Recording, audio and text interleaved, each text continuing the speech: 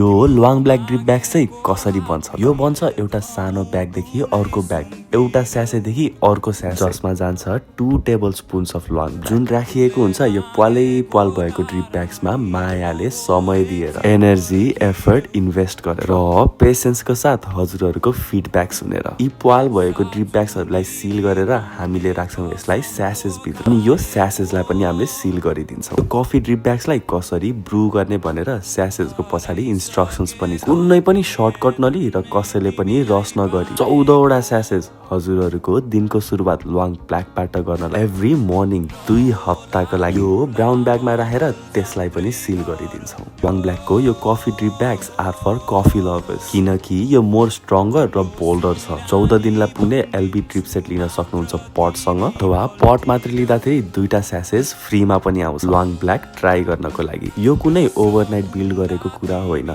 Every day so up गरेको, हजुरहरूको feedback सुनेर स्लोली बिल्ड गरेको र अनेस्टली ब्रुड गरेको।